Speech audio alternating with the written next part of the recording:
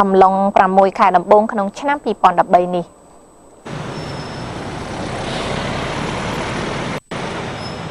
ក្រុមអ្នកជំនាញក្នុងវិស័យមីក្រូហិរញ្ញវត្ថុបានបង្ហាញថាសកម្មភាពអាជីវកម្មនៅតាមតំបន់ជនបទក្នុងអំឡុងពេលនេះធ្វើឲ្យប្រសើរឡើងនៃការយល់ដឹងពីអត្ថប្រយោជន៍នៃការប្រើប្រាស់សេវាហិរញ្ញវត្ថុរបស់ប្រជាជននៅតាមតំបន់ជនបទហើយបានជំរុញឲ្យប្រាក់កម្ចីនិងប្រាក់បញ្ញើនៅតាមស្ថាប័នមីក្រូហិរញ្ញវត្ថុមួយចំនួននៅកម្ពុជាបានកើនឡើងយ៉ាងខ្លាំងនៅក្នុងរយៈពេល6 ខែឆ្នាំ2013នេះរបាយការណ៍ហិរញ្ញវត្ថុមួយរបស់សមាគមមីក្រូហិរញ្ញវត្ថុនៅកម្ពុជាបានបង្ហាញថាទំហំទឹកប្រាក់កម្ចីនិងប្រាក់បញ្ញើនៅតាមគ្រឹះស្ថានមីក្រូហិរញ្ញវត្ថុចំនួន35នៅក្នុងប្រទេសកម្ពុជាមានការកើនឡើងព្រមគ្នាក្នុងអំឡុងពេល6 ខែឆ្នាំនេះបើប្រៀបធៀបទៅនឹងកាលពីដំណាច់ខែធ្នូឆ្នាំ2012កន្លងទៅទំហំប្រាក់បញ្ញើក្នុងចំណោមគ្រឹះស្ថានមីក្រូហិរញ្ញវត្ថុចំនួន7ដែលបានអាជ្ញាប័ណ្ណទទួលបានប្រាក់បញ្ញើបានកើនឡើងដល់$378 លានគឺកើនឡើងពីជាង$224 លានកាលពីដំណាច់ឆ្នាំមុនរីឯប្រាក់កម្ចីសរុបមានចំនួន$1088 លានកើនឡើងពី$808 លានកាលពីដំណាច់ឆ្នាំ2012ដែររបាយការណ៍ដដែលបានបង្ហាញទៀតថាគ្រឹះស្ថានមីក្រូហិរញ្ញវត្ថុប្រាសាក់បានផ្ដល់ប្រាក់កម្ចីសរុប$301 លានបន្ទាប់មកមានគ្រឹះស្ថានមីក្រូហិរញ្ញវត្ថុអម្រិតសរុបចំនួន$174 លានដោយឡែកគ្រឹះស្ថានមីក្រូហិរញ្ញវត្ថុស្ថាបនា Limited មានប្រាក់កម្ចីសរុប$139 លាននិងហត្ថកសិករ Limited មានចំនួន$113 លានព្រមទាំងគ្រឹះស្ថានមីក្រូហិរញ្ញវត្ថុ AMK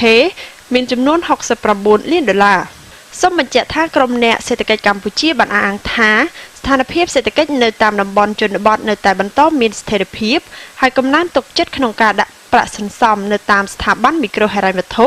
គឺមានចំណែកយ៉ាងសំខាន់ធ្វើឲ្យប្រាក់បញ្ញើសន្សំកើនឡើងក្រុមអ្នកវិភាគបន្តទៀតថាការទទួលបានទំនុកចិត្តពីអតិថិជនក្នុងការដាក់ប្រាក់បញ្ញើសន្សំកាន់តែច្រើននឹងជួយរក្សាស្ថិរភាពប្រភពទុនរបស់គ្រឹះស្ថានមីក្រូហិរញ្ញវត្ថុនិងធ្វើឲ្យមានលទ្ធភាពក្នុងការផ្ដល់ប្រាក់កម្ចីកាន់តែច្រើនផងដែរចាជាបន្តគឺជាកម្មវិធីយុគសម័យថ្មីរបស់កញ្ញាមនសិការនឹងនាំជូនទស្សនិកជនទៅស្វែងយល់អំពីការរីកដុះដាលនៅហាងកាត់ដេរសម្លៀកបំពាក់នៅក្នុងព្រះរាជាណាចក្រកម្ពុជា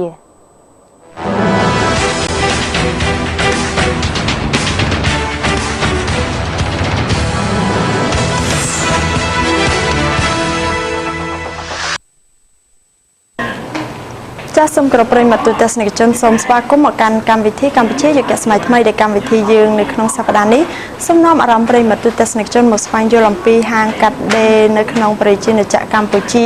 ថាតើនាពេលបច្ចុប្បន្ននេះមានការកើនឡើងគួរឲ្យកត់សម្គាល់យ៉ាងណានោះសូមតាមដានទស្សនាជាមួយនឹងនាងខ្ញុំដូចតទៅ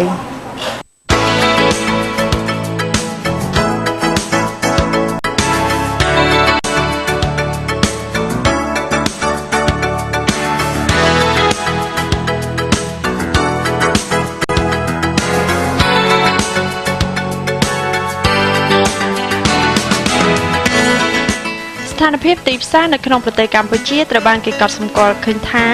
មានការរីកចម្រើនពីមួយឆ្នាំទៅមួយឆ្នាំនិងគ្រប់វិស័យដោយមានការដឹកនាំត្រឹមត្រូវរបស់រាជរដ្ឋាភិបាលនៃព្រះរាជាណាចក្រកម្ពុជាដោយឈានទៅសម្រេចភាពជោគជ័យលើការដ្ឋានអភិវឌ្ឍវិស័យពាណិជ្ជកម្ម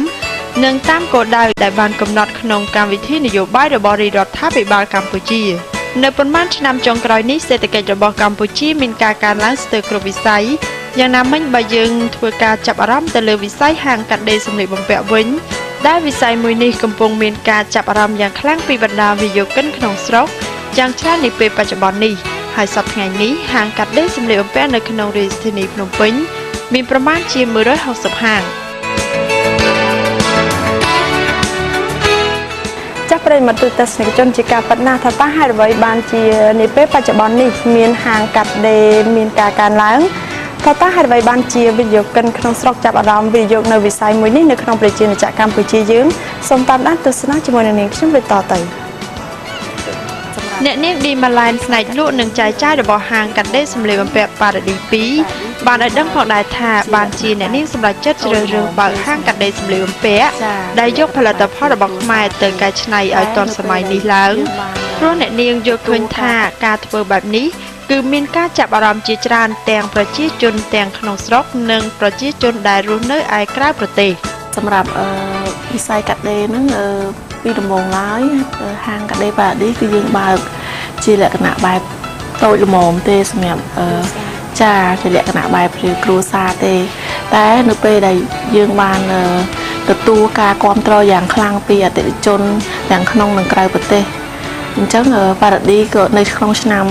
2007យើងក៏បង្កើតជាទស្សនាដីប៉ារ៉ាឌីឡើងអញ្ចឹងការបង្កើតជាទស្សនាដីប៉ារ៉ាឌីឡើងហើយគឺយើងបានផ្សព្វផ្សាយពីស្នាដៃការច្នៃម៉ូដរបស់ខ្មែរនិងកណាត់ហូលប្រមូលរបស់ខ្មែរអញ្ចឹងធ្វើឲ្យប៉ារ៉ាឌីកាន់តែមានភាពល្បីល្បាញទាំងក្នុងនិងក្រៅប្រទេសបានជោគជ័យមកដល់សប្តាហ៍ថ្ងៃនេះគឺដោយការមានការសហការគ្នានៅក្នុងហាងដូចជាមេជាងដូចជាចាស់បុគ្គលិកជាច្រើនពួកអីនៅក្នុងហាងកាត់ដេរប៉ាឌីហ្នឹងគឺយើងមានច្រើនផ្នែកដូចជាផ្នែកដេរផ្នែកដិនការច្នៃម៉ូដគឺនេះខ្ញុំមានបងអូនស្រីម្នាក់ទៀតឈ្មោះអ្នកនាងហៅសុគន្ធធាគាត់ជាអ្នកច្នៃម៉ូដប្រចាំហាងកាត់ដេរប៉ារ៉ាឌីពួកអីនៅក្នុងសភៅប៉ារ៉ាឌីហ្នឹងនៅពេលដែលអ្នកដូចអតិជននៅក្រៅប្រទេសគាត់ឆ្ងល់ថានៅក្នុងហាងកាត់ដេរប៉ាឌីខ្លាចមានគីឡូមានអ្នកច្នៃម៉ូដមកពីបរទេសតែមិនមែនទេគឺច្នៃម៉ូដគឺយើងជាស្នាដៃរបស់ខ្មែរយើងពិតប្រាកដប៉ារ៉ាឌីគឺយើងមានជាទស្សនាដីសម្រាប់ប៉ារ៉ាឌីអញ្ចឹងការចេញជាទស្សនាដីនេះហើយដែលយើងបានផ្សព្វផ្សាយឲ្យបានទូលំទូលាយទាំងក្នុងនិងក្រៅប្រទេសអញ្ចឹងអតិថិជនគាត់កាន់តែស្គាល់ប៉ារ៉ាឌីកាន់តែច្បាស់រហូតដល់ពេលនៅឆ្នាំ2012បងបានចេញទៅបានយកសម្លៀកបំពាក់ខ្មែរទៅបង្ហាញនៅប្រទេសក្រៅដូចជាប្រទេសអូស្ត្រាលីនិងប្រទេសជិតខាងដទៃទៀតអញ្ចឹងការបោះទៅបង្ហាញនៅប្រទេសខាងក្រៅហ្នឹងខាងប្រទេសអូស្ត្រាលីឬក៏នៅខាងប្រទេសផ្សេងគឺគាត់បានស្គាល់ប៉ារ៉ាឌីដូចជាខាងនៅក្នុងស្ថានីយ៍ទូរទស្សន៍ជាពិសេសសភៅទស្សនាដីប៉ារ៉ាឌីសម្រាប់ហូលប្រមូលខ្មែរគឺយើងនៅក្នុងស្រុកអូនគឺតំបាញនៅខេត្តតាកែវអញ្ចឹងកណាត់ហូបកណាត់ប៉ាក់ផ្សេងបងនាំពី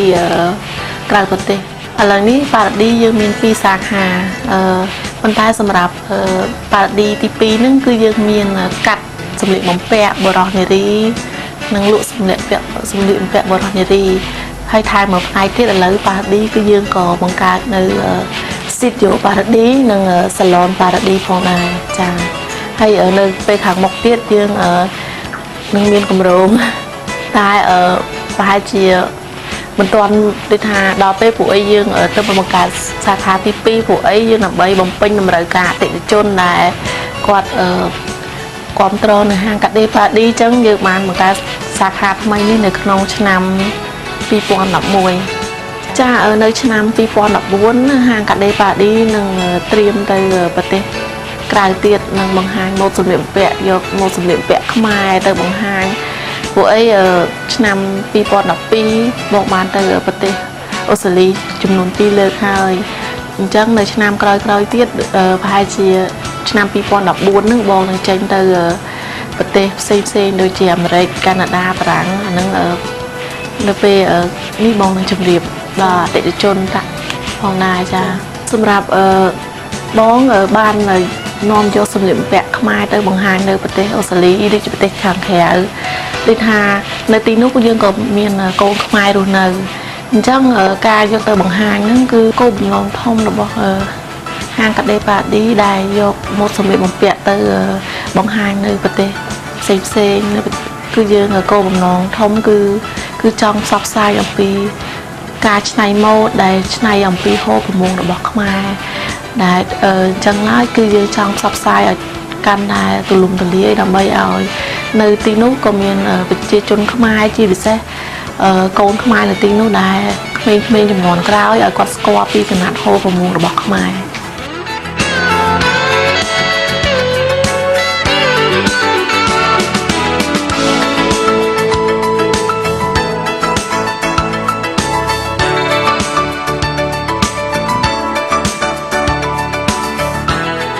អ្នកនាងឌីម៉ាឡែនបានបន្តឲ្យដឹងទៀតដែរថាវិស័យមួយនេះអាចចូលរួមចំណែកដល់សេដ្ឋកិច្ចកម្ពុជាមួយចំណែកដូចជាចូលរួមចំណែកបង្កើតការងារដល់ប្រជាជនកម្ពុជាប្រមាណជា150នាក់ជាពិសេសផ្នែកស្ត្រីជាងនេះទៅទៀតរកហាងកាត់ដេរសម្លៀកបំពាក់ទាំងអស់សុទ្ធសឹងត្រូវការបុគ្គលិកបម្រើការងារជាស្ត្រីដែលមានចំណេះជំនាញខាងប៉ាឌិនដេរនិងច្នៃម៉ូដជាដើមចាហាងកាត់ដេរប៉ាឌីយើងបានចូលរួមចំណែកក្នុងសេដ្ឋកិច្ចកម្ពុជាគឺយើងបង្កើតនៃទស្សនាដីប៉ាឌីនេះឡើងគឺទស្សនាដីប៉ាឌីគឺយើងបានច្នៃម៉ូដសិតតែជាហូបប្រមូលរបស់ខ្មែរអញ្ចឹងកូនខ្មែររបស់យើងកាន់តែមានការងារធ្វើជាពិសេសខាងអ្នកតម្បាញហូលហើយនៅក្នុងហាងកាត់ដេរប៉ាឌីយើងក៏មានបុគ្គលិកធ្វើការជាច្រើនជាពិសេសផ្នែកនារីអញ្ចឹងការងារយើងធ្វើដោយដៃដូចជាការរចនាប៉ាឌិនផ្នែកដេរនិងផ្នែករចនាម៉ូដផ្សេងៗសម្រាប់សប្តាហ៍ថ្ងៃនេះហាងកាត់ដេរប៉ាឌីគឺយើងបានបង្កើនស្នាក់នៅការងារជាច្រើនសម្រាប់បុគ្គលិកជាពិសេសផ្នែកនារីចាសម្រាប់នៅឆ្នាំ2013នេះប៉ាឌីបាននៅក្នុងថ្ងៃ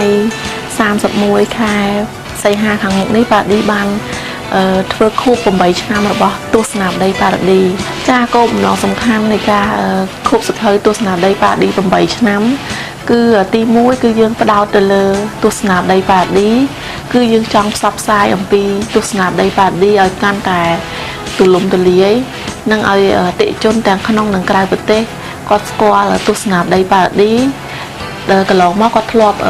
ស្គាល់អំពីការច្នៃម៉ូដនៅក្នុងសភៅទស្សនាដីប៉ាឌីនេះហើយតែយើងធ្វើនេះឡើងគឺចង់បង្ហាញអំពីទស្សនាដីប៉ាឌីព្រោះអីនៅទស្សនាដីប៉ាឌីគឺយើងមានជាច្រើនឥឡូវនេះគឺយើងមានបង្កើតជាទស្សនាដីប៉ាឌី classic និងទស្សនាដី modern star អញ្ចឹងការបង្កើតការធ្វើខួបសភៅ8ឆ្នាំនេះគឺគោលបំណងធំគឺយើងចង់ផ្សព្វផ្សាយអំពីទស្សនាដីប៉ាឌីនិងចង់ទី2នេះគឺចង់ផ្សព្វផ្សាយអំពីហាងកាត់ដេរប៉ាឌីដែលនៅក្នុងនោះ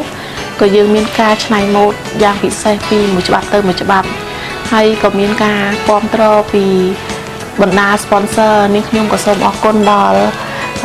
បណ្ដាក្រុមហ៊ុនជាច្រើនដែលគាត់គាំទ្រនៅទស្សនាដីប៉ាឌីបានសហការពីលេខទី1រហូតដល់លេខទី30រហូតមកដល់ឆ្នាំ2013នេះប៉ាឌីគឺការចេញពីទស្សនាដីនេះគឺបាន8ឆ្នាំចានៅក្នុងថ្ងៃខួបនៃទស្សនាដីប៉ាឌីនោះយើងក៏មានការបង្ហាញម៉ូដជាច្រើនសូនៅក្នុងនោះក៏មានការច្នៃម៉ូដយ៉ាងពិសេសពីហាងកាត់ដេរប៉ាឌីចាជាចុងក្រោយនេះខ្ញុំក៏សូមអរគុណដល់អតិថិជនទាំងអស់ដែលបានគាំទ្រហាងកាត់ដេរប៉ាឌីនិងទស្សនាដីប៉ាឌីសូមនាងខ្ញុំក៏សូមជូនពរឲ្យអតិថិជនទាំងអស់ជួបតែសំណាងល្អនិងសុខភាពល្អគ្រប់គ្នាចាសូមអរគុណ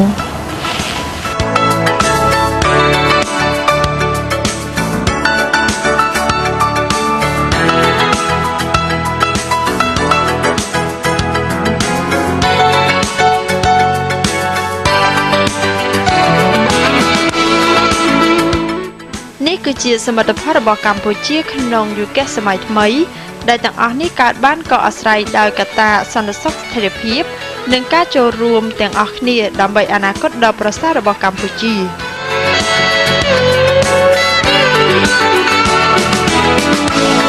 ។